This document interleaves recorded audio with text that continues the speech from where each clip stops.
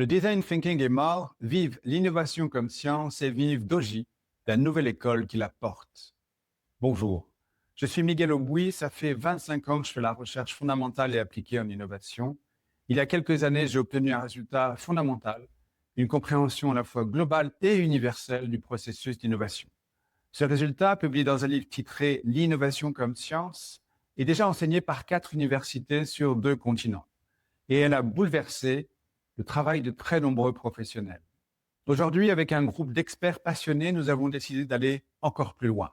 Nous avons décidé de créer Doji, la nouvelle école de l'innovation. Dans cette capsule, je vais vous expliquer à la fois pourquoi le design thinking est terminé et pourquoi la suite s'appelle Doji. Comme tous les experts en design thinking, j'ai compris très rapidement 2 choses. La première chose, c'est qu'elle était incomplète dans ce qu'il propose. La deuxième chose, c'est qu'elle est incomplète dans ce qu'il explique. C'est très simple à comprendre et il n'y a qu'une seule chose à savoir, c'est la différence entre un protocole, une méthode et une innovation. Je prends 1 minute pour vous l'expliquer. Je vais vous l'expliquer sur l'exemple d'une recette. Prenez une recette élémentaire, 3 étapes. Première étape, vous mélangez 100 g d'œufs, 100 g de farine, 100 g de beurre et 100 g de sucre en tournant avec un mixeur. Deuxième étape, vous cuisez la pâte 200 degrés pendant 30 minutes avec un four muni d'une convection. Troisième étape, vous versez du chocolat sur le gâteau en l'étalant grâce à une spatule. La manière dont j'ai représenté la recette, c'est pour mettre en avant les 3 questions principales qu'on se pose quand on doit expliquer une recette. Premier type de question, quoi faire? Mélanger, cuire, verser le chocolat. Deuxième type de question, comment faire? En tournant avec un four, en étalant. Troisième type de question, quoi prendre? Un mixeur, un four à convection, une spatule. Les savants ont donné un nom à ces 3 colonnes. Le quoi faire, ils appellent ça le protocole. Le comment faire, ils appellent ça les méthodes. Et le quoi prendre, ils appellent ça les outils. Une seule chose à comprendre par rapport à ça, c'est la hiérarchie. Le protocole est plus important que les méthodes, qui est plus important que les outils. Pourquoi? Parce que si vous avez le quoi faire, par exemple, mélanger 100 g d'œufs, 100 g de farine, 100 g de beurre et 100 g de sucre, eh bien, vous pouvez effectivement utiliser la méthode qui est indiquée dans la recette, mais vous pouvez très bien utiliser une autre méthode. Par exemple, je n'ai pas de batteur, je décide de le mietter à la main. Vous obtiendrez à peu près le même résultat. Ça veut dire que si vous avez le quoi faire, la méthode, à la limite, vous pouvez l'inventer. Inversement, si vous avez que le comment faire, eh bien, si vous avez qu'un four et vous ne savez pas combien de temps, à quelle température vous devez cuire, vous ne pouvez rien faire. C'est pour ça que le protocole est plus important que les méthodes, qui est plus important que les outils. Maintenant, regardons un peu ce qui se passe avec le design thinking. J'ai repris ici les fameux hexagones du design thinking. Hexagone, l'empathie. Le fait d'être empathique, c'est un outil au service d'une méthode qui s'appelle l'écoute active. Deuxième étape, définir le problème. Définir le problème, c'est une injonction. Tant qu'on ne sait pas comment définir le problème, tant qu'on ne sait pas quel problème définir et comment on reconnaît que c'est un problème bien défini, ça reste un outil. Troisième hexagone, le brainstorming. C'est clairement une méthode. Quatrième hexagone, prototyper, c'est un outil.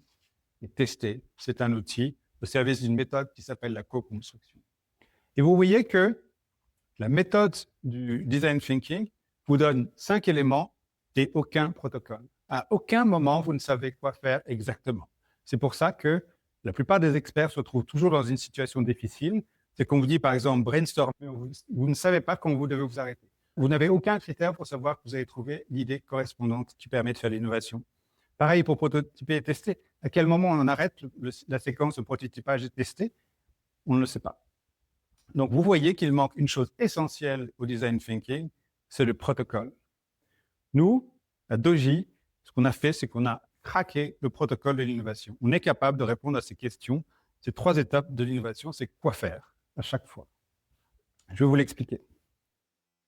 Dans Doji, on a compris que la première étape du protocole de l'innovation, ça consiste à trouver l'observation clé.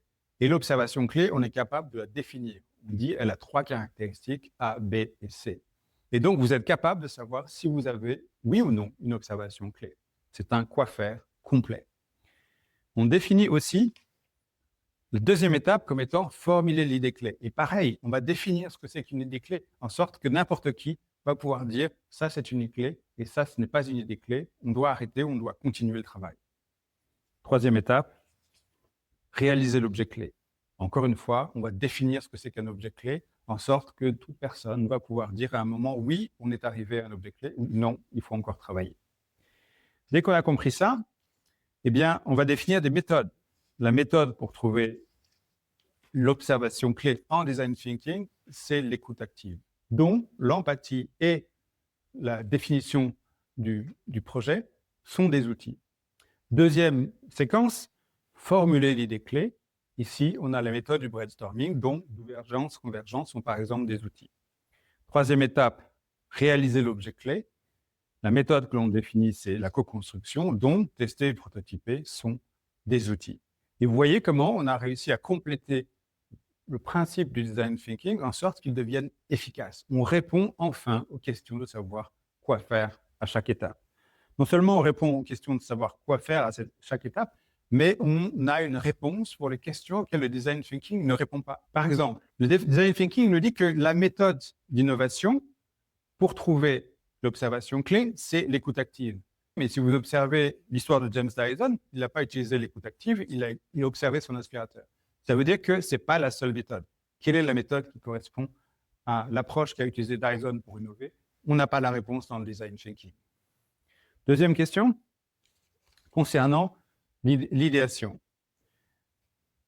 Formuler les clés, le design thinking nous dit que la méthode, c'est le brainstorming. Et effectivement, quand on n'a que la méthode du brainstorming, on ne peut pas imaginer autre chose pour formuler des clés. Mais en même temps, beaucoup de gens, vous peut-être, vous utilisez d'autres méthodes que le brainstorming pour trouver des idées. Vous allez marcher en forêt, vous allez danser, etc. etc. Donc, ici aussi, on a une question auquel le design thinking ne sait pas répondre. Troisième séquence, réaliser l'objet clé.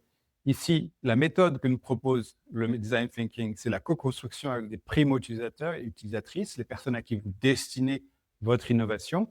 Mais quid de la planète?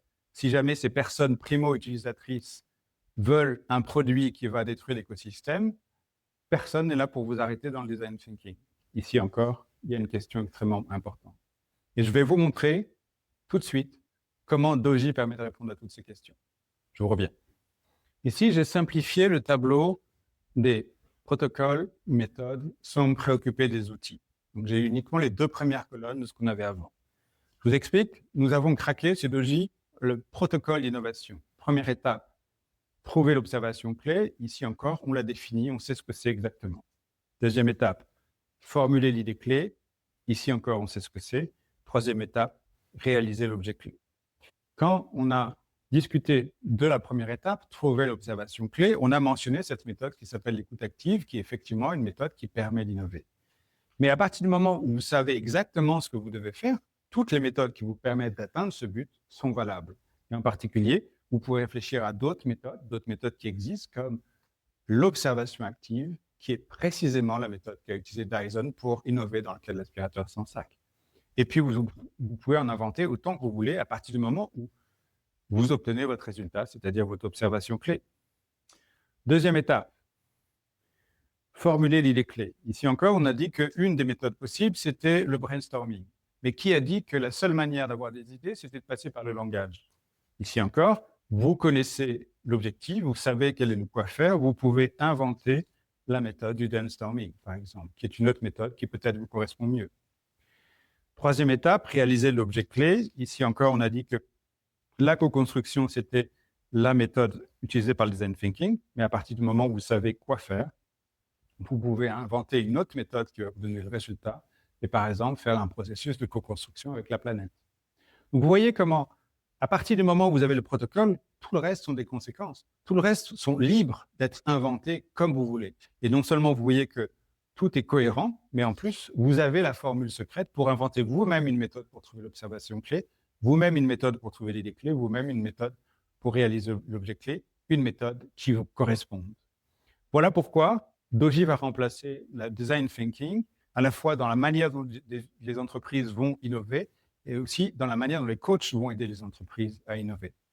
Dans très peu de temps, très bientôt, on va et organiser des événements exclusifs pour présenter Doji, cette nouvelle école de l'innovation. Les places sont limitées, alors dépêchez-vous de vous inscrire afin de comprendre comment l'innovation comme science peut révolutionner votre manière de faire de l'innovation et faire de vous un acteur clé sur un des sujets majeurs pour l'avenir. À très bientôt.